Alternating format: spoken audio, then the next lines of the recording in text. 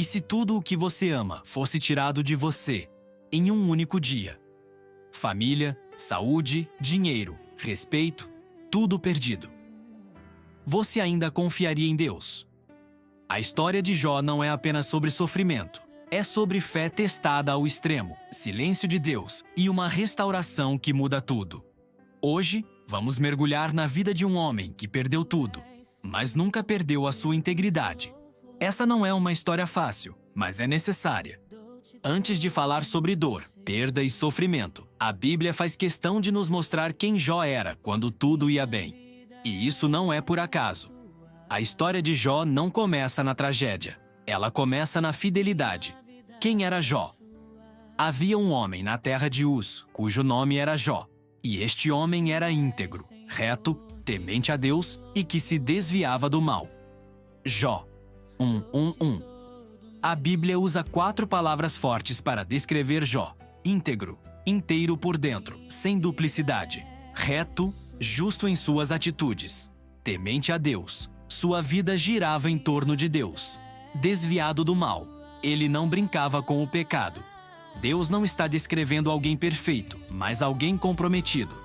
Prosperidade sem corrupção espiritual.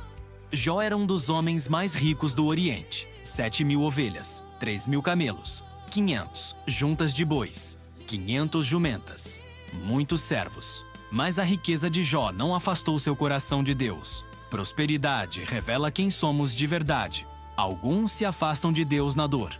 Outros se afastam quando tudo dá certo. Jó não usava Deus como meio para prosperar. Ele prosperava sem deixar Deus de lado. A Bíblia destaca algo belíssimo. Jó se preocupava profundamente com a vida espiritual dos filhos. Seus filhos se reuniam em festas, cada um em sua casa.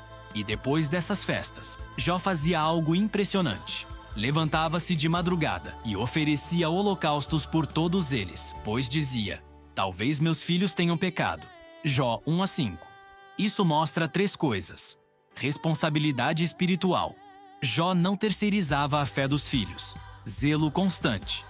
Ele fazia isso regularmente, não ocasionalmente. Temor real. Ele entendia que o pecado é sério, mesmo quando não é visível. Jó não esperava o problema aparecer para buscar a Deus. Ele buscava a Deus antes. Fé que não dependia das circunstâncias. Aqui está um ponto-chave para o vídeo. Jó não era fiel porque estava protegido. Ele estava protegido porque era fiel, e mesmo assim seria provado. A fé de Jó não era emocional, não era interesseira, não era circunstancial. Era uma fé disciplinada, constante e profunda. A fé que só funciona no conforto não resiste no deserto. Havia um dia em que o céu estava em movimento.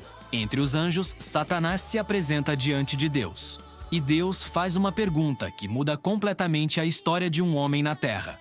Observaste o meu servo Jó? Jó não estava fazendo nada de errado. Ele não havia pecado, não havia se afastado de Deus, não havia provocado o mal. Ainda assim, seu nome é mencionado. Satanás responde, dizendo que a fidelidade de Jó não era verdadeira. Segundo ele, Jó só servia a Deus porque era protegido, abençoado, cercado de prosperidade. Em outras palavras, tira tudo o que ele tem, e ele vai te amaldiçoar. Deus permite a prova, mas estabelece limites. Jó pode ser tocado, mas sua vida não pode ser tirada. Enquanto isso, Jó seguia sua rotina. Um dia comum. Nada indicava que tudo estava prestes a desmoronar. Então, as notícias começam a chegar. Um mensageiro corre até Jó e diz que seus bois e jumentas foram roubados e os servos mortos. Antes que ele termine de falar, outro chega dizendo que fogo caiu do céu e consumiu as ovelhas e os pastores. Logo depois, outro anuncia que os camelos foram levados e mais servos assassinados. E quando parecia que não havia mais nada a perder, vem a última notícia, a mais cruel.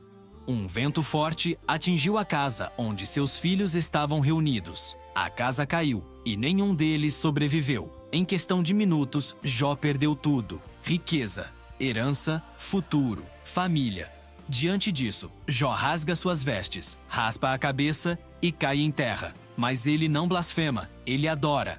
No saí do ventre da minha mãe, e no tornarei para lá. O Senhor deu, o Senhor tomou, bendito seja o nome do Senhor. O texto diz algo impressionante. Em tudo isso, Jó não pecou, nem atribuiu a Deus falta alguma. Mas a prova ainda não havia terminado. Em um segundo momento, Satanás volta a me acusar. Diz que o homem pode perder tudo, mas quando a dor toca o próprio corpo, ninguém permanece fiel. Deus permite novamente com outro limite. A vida de Jó deve ser preservada. Então Jó é ferido com úlceras dolorosas da cabeça aos pés. A dor é constante. Ele se senta sobre cinzas, usando um caco de telha para raspar as feridas. Sua esposa, quebrada pela dor, olha para ele e pergunta: "Você ainda mantém a sua integridade?" Amaldiçoa a Deus e morre. Mas Jó responde com firmeza, mesmo em meio ao sofrimento: "Receberemos o bem de Deus e não receberíamos também o mal." 3 amigos chegam para visitá-lo. Ao vê-lo de longe, eles mal o reconhecem. Choram, rasgam as vestes, sentam-se com ele em silêncio por 7 dias. No início, o silêncio foi o melhor que ofereceram. Mas quando começam a falar, a dor aumenta. Eles afirmam que ninguém sofre assim sem ter pecado. Insinuam que há algo escondido, algum erro secreto, alguma culpa não confessada. Para eles, Deus sempre recompensa o justo e pune o ímpio. Logo, se Jó sofre, ele deve estar errado. Jó se defende. Ele não entende o que está acontecendo. Ele questiona. Ele lamenta. Ele chora. Mas ele não abandona Deus. Entre gritos de dor e longos discursos, o céu permanece em silêncio. Deus não responde, não explica, não se justifica. E talvez essa seja a parte mais difícil da história. Não é só sofrer, é sofrer sem respostas. Jó não perde a fé de uma vez. Ele luta com ela. Ele se debate com suas perguntas. Mas, mesmo ferido, confuso e incompreendido, ele continua falando com Deus. Não sobre Deus, e isso mantém a história viva. O silêncio finalmente é quebrado. Depois de capítulos e capítulos de dor, perguntas sem resposta e palavras humanas que não conseguem explicar o sofrimento, Deus fala. Mas ele não fala em voz mansa. Ele fala do meio de um redemoinho. Deus não começa explicando o motivo da dor de Jó. Ele não apresenta justificativas, nem responde diretamente às acusações ou às perguntas que foram feitas. Em vez disso, Deus faz perguntas. Onde você estava quando eu lancei os fundamentos da terra? Quem determinou as medidas do mar? Você já deu ordens amanhã. Consegue controlar as estrelas, o vento, os animais, o tempo? Pergunta após pergunta, não para humilhar Jó, mas para lembrá-lo de algo essencial. Deus continua sendo Deus, mesmo quando não é compreendido. Jó percebe naquele momento que tentou entender o infinito com palavras limitadas, que tentou explicar a dor sem enxergar o todo.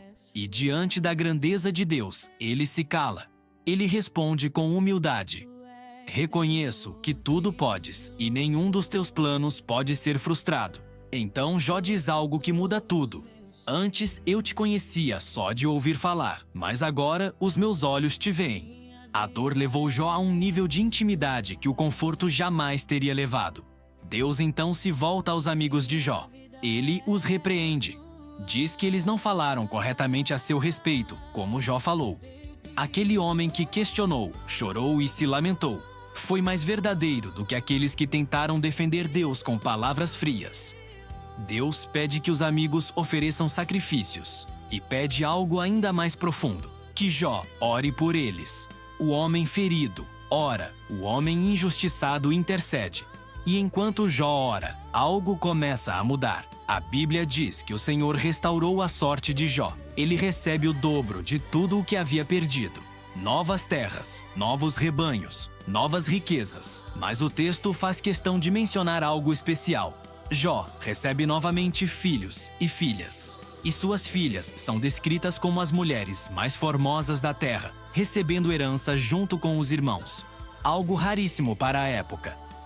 Jó vive muitos anos depois disso, vê filhos, netos e gerações. E morre velho e farto de dias. Mas o maior milagre não foi a restauração material, foi a transformação interior. Jó não saiu dessa história com todas as respostas. Ele saiu com algo maior. Um encontro real com Deus. E a história termina nos lembrando de algo poderoso. Deus não desperdiça dor. Mesmo quando não explica, ele se revela.